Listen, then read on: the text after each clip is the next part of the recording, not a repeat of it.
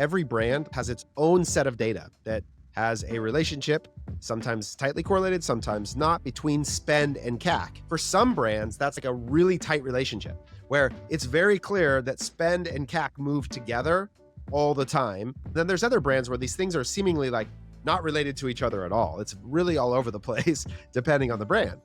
This episode of the e-commerce playbook is brought to you by Insense. We all know UGC video converts higher than most creative, but most of us don't have the time to find and manage collaborations with creators. That's why the Creator Marketplace from Insense does it all for you.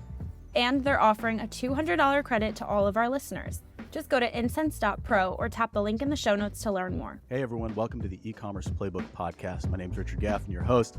I'm joined today, as always, by the CEO of Common Thread Collective, Mr. Taylor Holiday, and for a first time for this season, so to speak, of the e-commerce playbook podcast, we got a guest, and that guest is Mr. Steve Recook, who is our e-commerce data analyst here at CTC. Say hi to the folks, Steve. Hi, good to be aboard. Yeah, glad to have you. So we teased this a little bit in our previous episode where we talked about our Black Friday results, and all of the data that we've referred to on this podcast all of that originates with Steve. And so the data specifically that we spoke to last week was all stuff that Steve has been parsing through for a while.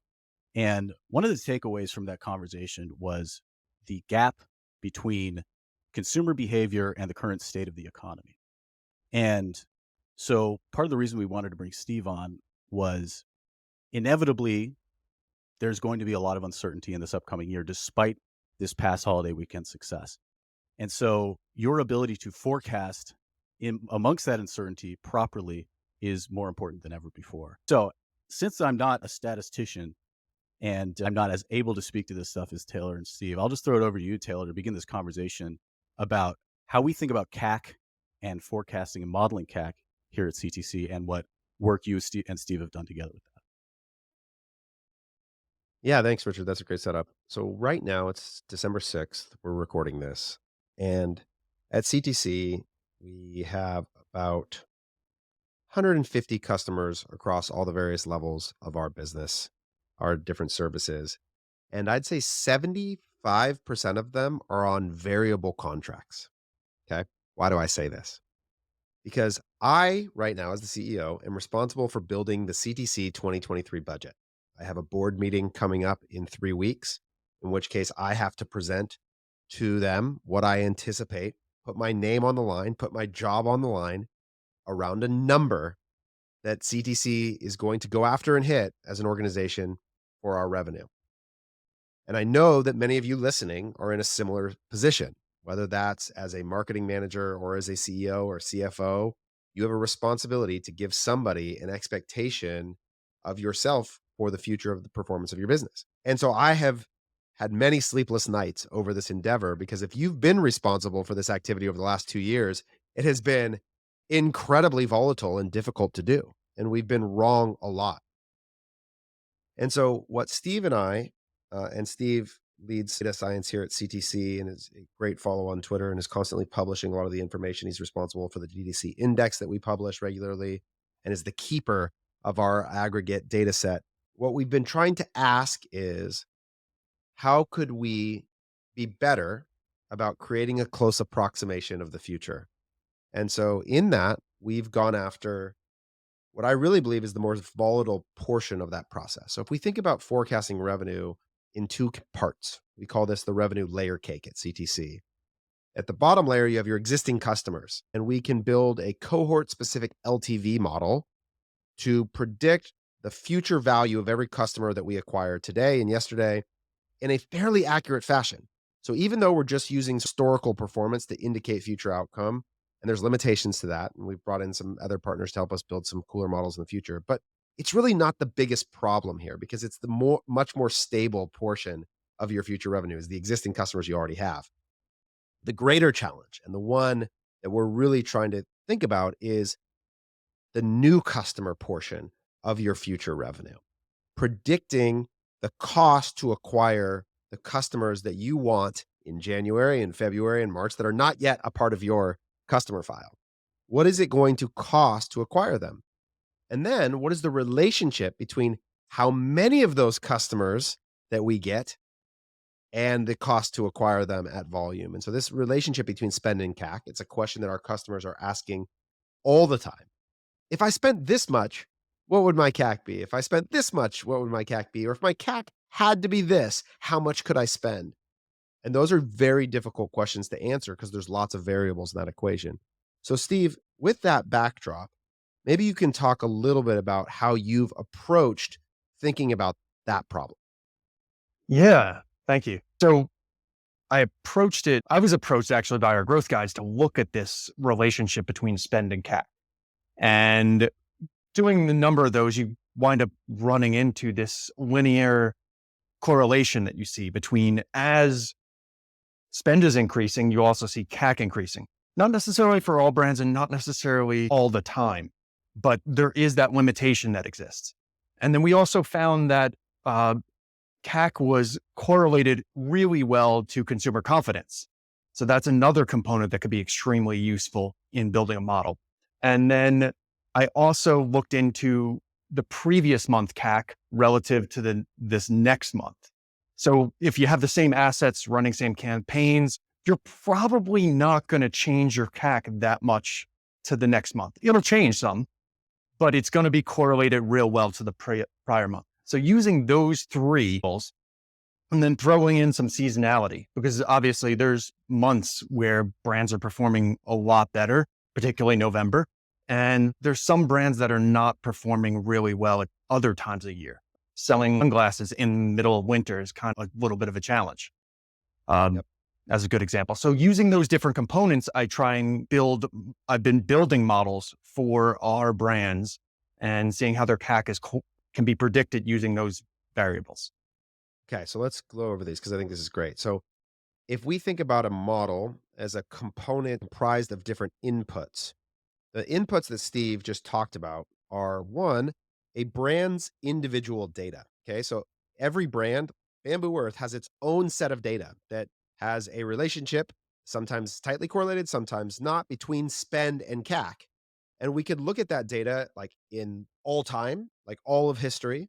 We could look at it in segments, seasonal periods. We could look at it in the most recent period and look at the relationship between all these different pieces of a brand's individual data set. That's like one component of the model that Steve is outlining. And for some brands, that really tight relationship where it's very clear that spend and CAC move together all the time and seasonality is not that big a deal. And then there's other brands where these things are seemingly like not related to each other at all. It's really all over the place depending on the brand. So that what that tells you is that like it's insufficient to just use an individual brand's data itself to predict this thing. So the other elements that Steve's talking about is one, we have a larger data set. We have an aggregate view of spend and CAC across industries, across all of our portfolio that we could use as additional context for the anticipated relationship between spend and CAC.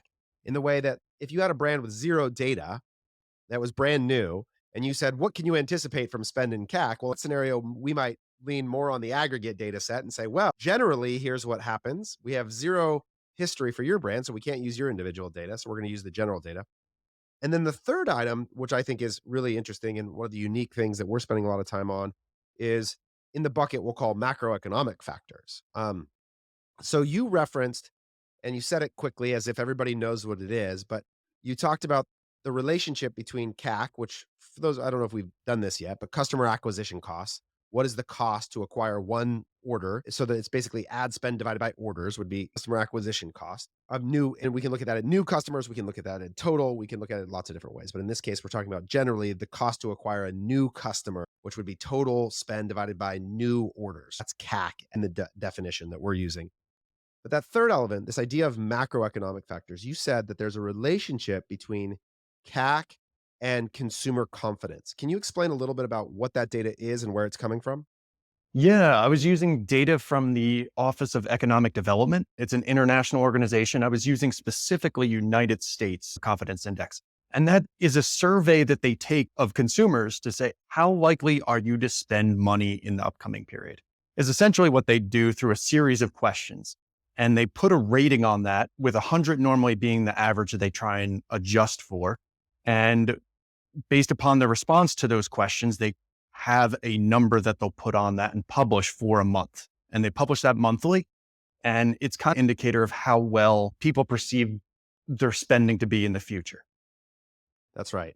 And this gets released, you said, once a month and is comprised of a question that's intended to sort of lack individuals' feeling about their financial future. Are they feeling good? I think the question, I might be paraphrasing a bit here, but is like, how likely are you, or how are you feeling about your future spending in some way? That's like it's an indication of, are they going to save or spend in some way? Is that right? Do you know the exact Yeah, question they're asking? I don't, I think it's a series of questions that they'll use and Okay. comprise. Okay. And so we could show this graph here because you mentioned it's sort of normalized to 100 as being the outcome that they try and normalize for. And so the relationship to 100 sort of shows you increased or decreased confidence in this case.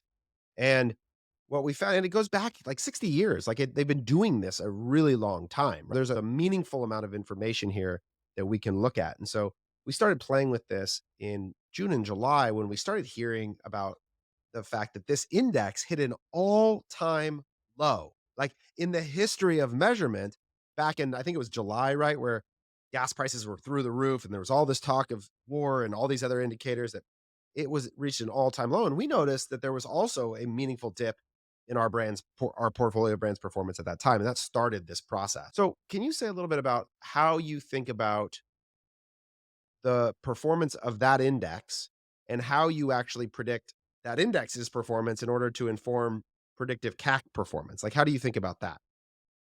Yeah, I think found it was correlated, but if we're going to look in the future, we need to kind of use the past month. So it's not even published yet for November. We're into December. So in building this I think model, it did get published. I think it oh was down again. yeah, I saw that for the conference board, I think published it. Yeah. The Office of Economic Development has not published theirs yet. Okay. So So two different indexes, two different two different indexes. indexes, both measuring consumer confidence. And that lag, it's a little bit of an issue in modeling because I can't correlate to November. And if I'm trying to predict January, I definitely don't have January's consumer confidence index yet. And I don't even have Right. December's. So we're going to have to use prior month's consumer confidence index to utilize that in the future for any sort of modeling. And it is one of the components that I use in creating because of that linear relationship between consumer confidence and CAC, we can use that to kind of be a component to represent macroeconomic factors. Yeah.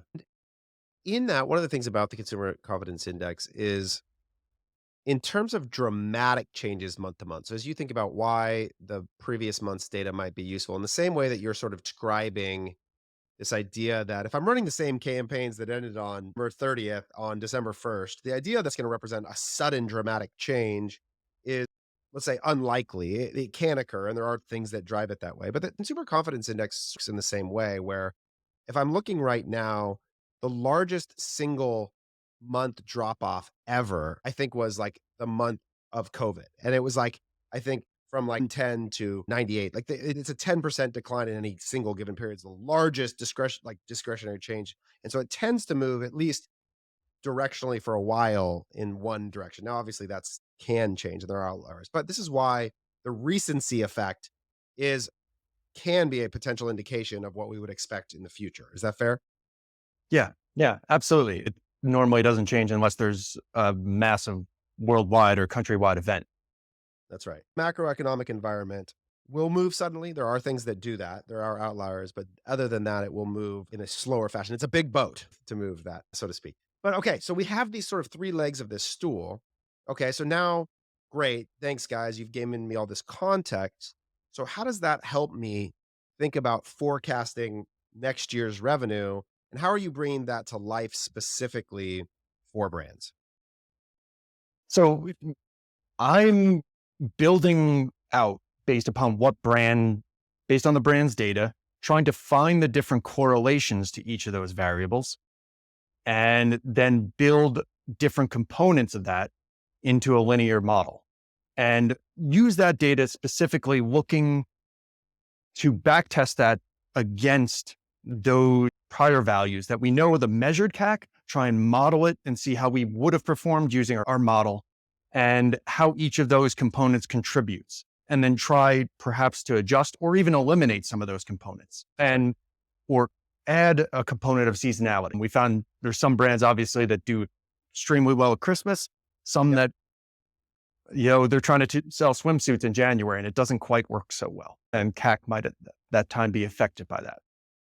So the end output, and I think if we could throw a screenshot up, at least on the video here, of spreadsheet that's sort of an example of the working model as I would relate to it as a growth strategist, is what it gives me is the ability to input a spend number for a month and get a modeled or anticipated CAC, or vice versa to sort of the other game. If my CAC is this, what's sort of next threshold of spend? And so you can think then about creating a set of inputs for a forecast to help you think about how many new customers can I anticipate in that month. And with some degree of an indication of potential accuracy, right? So we can say how often the backdated model was wildly off, and you'll usually put 90% bounds on it and say, how often was it above or below the 90th percentile outcome on either end of the distribution curve? And we want to see that happen very rarely. And then you could even look at that at like, how often is it within 60th percentile in both directions? And you can get a sense of the accuracy of the forecast historically to help Mhm. us think, okay, how confident should we be about this expectation? And that's an important thing to represent as a forecaster is one of the things we try and teach our people is that you need to represent to your customers the level of certainty you have about the outcomes you're presenting them because they're going to make decisions based on it, right? They're going to say, if you tell me you're going to spend this at that CAC and you represent, I am very confident in I am 90% sure that this is going to work. They're going to behave very differently than if you say, look, the error bars on this data are very wide. We can't really with much accuracy predict what's going to occur. And so therefore we should be very cautious in making any monumental commitments of cash or otherwise against this outcome. And that sort of holding the future with an appropriate level of certainty is a skill that I think this kind of modeling can help people to understand, can give us ranges of expectation and confidence. Is that fair? Yeah, absolutely. In fact, that was the other output of the model as well. Like the third output was not just the predicted CAC, but if you give me a CAC that you would want for that month, given a spend, what is the likelihood that CAC will wind up higher? And what's the likelihood it will wind up lower for that month? And that's Yeah, that's maybe great. the more important piece because then great, the model is saying $25 for CAC. I needed a 24. What's the probability I'm going to be over that? That's right. And so this helps people to anchor themselves in because what I would say is a bad growth strategist takes a model and expresses it as the certainty of the future. And a good growth strategist uses it and says, this is what's likely to occur. Now let's talk about what we would like to occur and what we will need to accomplish in order to reach one of those upper bound outcomes, to reach that upper quartile. How much better would we need to be and where, and what are we going to do to try and pursue that? So we can anchor with data ourselves into an appropriate expectation that's realistic and is thoughtful at the very least. And we could say, but we're not just going to accept that because that premise might not actually be business viable in some case. That might actually be business unviable. And we now know we have to actually go be better than that expectation. So, what are we going to do to be different than the past? How are we going to disassociate ourselves from that data and alter it going forward? But that initial sense of what does the information tell us is likely to occur is a really powerful starting point. Yeah, absolutely. And that also, well, I've seen as well is that we've been able to improve CAC where we've taken over brands, where brands have come on board and they're beating the model more recently. That's right. That's of course the goal, right? That's what great marketing effort and appropriate ad structures and great creative and all those things are intended to help you do. But this starting point, one of the things that I've seen for brands as they think about setting 2023 goals is this question of I've seen too many models. I've used this reference. I'm working with a brand right now and they have a former P&G CFO that's building their model and they've taken the CTC growth map and they went and applied it. What he did is a very common thing that I see in growth expectations because it looks really great on a financial forecast is you take spend, ramp it up all throughout the year, and CAC is just constant. As if those things have no relationship to each other, which would be great. We'd all love for that to be the case. But the reality is there is often some relationship between the two. And so you have to account for that to help you answer what happens as I attempt to grow. Because one of the things that I think brands have to do is they have to not only consider the rate at which they're able to increase spend and maintain profitability, but also the rate of growth of the existing customer file that sort of builds out the individual month's P&L. And as long as you can move those things together, you don't break what I call the velocity constraint. The velocity constraint is like a limitation of growth before you break that profitability threshold. And this model helps us to answer, where does it break? Where does CAC get too high? At what spend? And that becomes your velocity constraint. Yeah, absolutely. And then you'll have the opportunity with those additional acquired customers to provide that more reliable returning customer revenue. That's right. So, Steve, maybe what have been some of the challenges that you've run into? Because I know at first, in an ideal world, there's like a generic model that works for everybody. And that would be great. And we could throw it up on the website and you could plug in your thing and we'd spit out the numbers. But maybe talk through some of the intricacies of each individual data set and what makes this exercise really difficult to do across so many different businesses.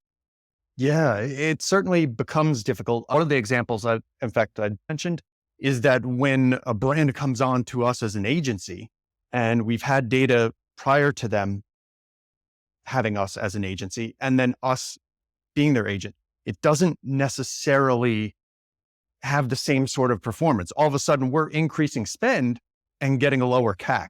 So that looks like not necessarily the closest relationship at that point, because there's this data set that occurred before where they were on a different path with respect to CAC versus spend, a different curve.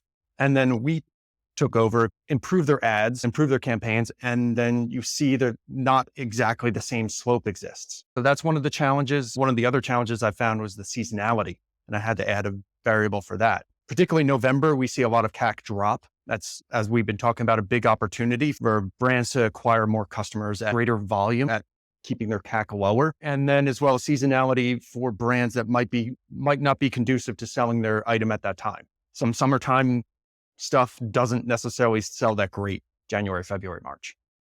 That's right. And that's why I think having a partner or having somebody like Steve inside of your organization or a partner like CTC is really important, because I'd love to be able to just, like we said, just feed you guys the inputs to the spreadsheet and send you on your way. But the reality is every business has a novel set of information and it has a unique sets of attributes. And it's really important that you take into consideration as many of those human understanding elements that inform the model as possible.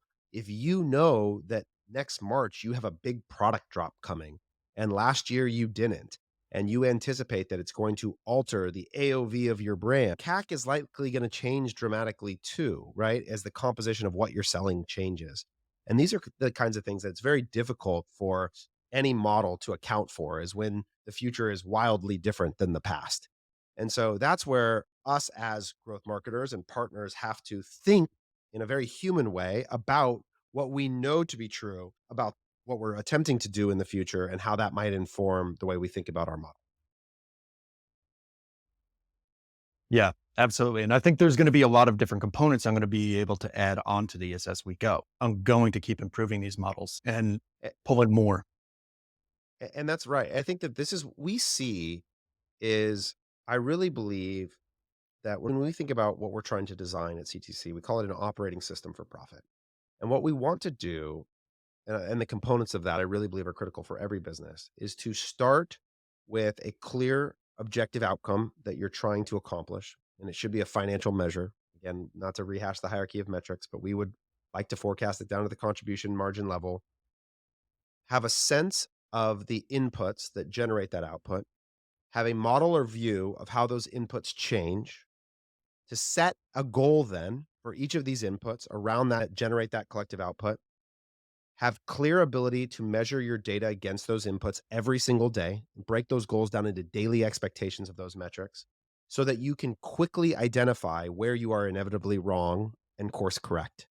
And that's that when we talk about a system for managing, that's it. Create it, use data to inform a model that creates expectations, break those expectations down into daily inputs, be able to monitor those daily inputs and make adjustments in real time as fast as possible in order to get to where you're trying to go. And that's what we're trying to build and inform it as best we can. And so the work that Steve's doing as well as Qual and the team on the Statless side, are all about generating the environment in which we have the best information to make the best decisions as fast as possible to get where we're trying to go.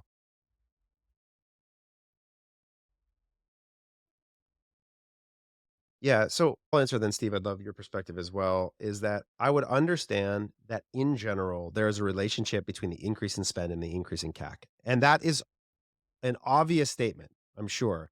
But I would ask yourself, like, do you really feel like one, you're building that anticipation into your forecast that every month, if you want to increase spend, there's going to be some increase in the cost of the new customers that you acquire. You could do a very simple correlation analysis. Export your revenue by or your spend by week for the last year. You could export your CAC by week for the last year, go into Excel, hit equals COREL parentheses, pull in one data set, comma the other, and get a sense of, okay, is in my individual data set, is there some relationship that I can obviously see? If so, okay, you've got a starting point to consider the relationship and that it exists and that it might be fairly linear. One goes up, the other goes up, right? That could be ideal scenario. Okay, you have some sense of it. If there's none at all, you've got a more complex situation. And that's the case for a lot of brands with small data or where things have wildly changed over time in some way. And then I might enlist the help of somebody to help you think about this because getting it right is business critical because you're going to make decisions about inventory purchasing and you're going to make decisions about hiring on the basis of whatever this forecast is. And so I think at least having some idea of this in your forecast, you have a great entry point is we have the enterprise scaling guide that walks through our cohort specific LTV model. That's like, okay, for $1,000, you can walk in a step-by-step basis through exactly how to do this. We have a service on the simple side that's just, we'll build you a forecast with this data-driven model for next year. That's a one-off project, or on an ongoing basis, this is our service. So I think you've got to have a point of view. So the question I would ask yourself right now is, do you have a point of view on on the relationship between your spend and CAC? If not, how do you get your hands on one? Yeah, I think that's fantastic way to begin, particularly, and if you find issues in the correlation, I would also consider throwing out outliers. For example, a lot of Q2 of 2020 for a lot of brands is an outlier. What happened there with your CAC is not indicative of normal operations. That was a worldwide pandemic that was going on. It drastically changed e-commerce. So that I would consider, in looking at the correlation, consider throwing out those data points during that time. I think you also want to consider macroeconomic conditions. We kind of this intuitively somewhat that when consumers are less confident, they're less likely to buy. And that means your CAC is going to go up. Typically, there's some brands that buck that trend, but in general, we see that rise. So anticipate that. Don't just look at last January and say, we're going to do the same exact one as last January. That's probably not going to happen. At the very least, cost of inflated. Yeah. And here's an underrated growth strategy. Okay. Because generally speaking, one of the number one things that when I meet a business that they have to accept is slowing down. And what I would say is if you could hold, this is assuming you have even a modicum of LTV, like even 50% in a year, let's say, which is half of what we would call the sort of golden ratio of 30% in 60 days, 100% in a year. Even if you got to 50% a year, this would hold true for your business. If you could hold spend and CAC constant every month, your business would grow and your margin would increase over time. Okay. And this is not intuitive to people necessarily. Hold spend, hold CAC constant. What would happen is each month, the percentage of your revenue that was comprised of existing customers versus new customers would grow towards the existing customers. And assuming we're gonna assign $0 in spend to that base, your margin would widen over time. And you get to the state that the biggest, best businesses in the world are where 90% of their revenue comes from their existing customer base and 10% comes from existing customers, or even less. That's where real profit comes from. When you're in the hyper growth stage and most of your revenue is paid for, meaning it's new customers that you're acquiring via paid acquisition, this becomes a very difficult exercise. And often your CAC will deteriorate faster than you anticipated and it causes real business problems. And so one of the ways to de-risk this profile is to slow down. So that's another recommendation. If the data is uncertain, in that uncertainty, you are more likely to die overspending against an unprofitable CAC than you are to underspending against a profitable one. So if one path is death and one path is like, I'm just going slower than I would have liked and maybe making not as much money, in uncertainty, Don't walk into two paths if one is death and one is slow with uncertainty. If those are the choices, you better be really certain when you make the decision. And so, in general, in this next period, slow down. We can't all have Steves on our team. And if you want access to somebody like Steve or Steve himself, as Taylor mentioned before, we are putting together 2023 forecasting packages right now. Go ahead, go to commonthreadco.com, fill out a form. We would love to talk to you about helping you out with that right now. But anyway, Steve, thank you for joining us. Appreciate having you.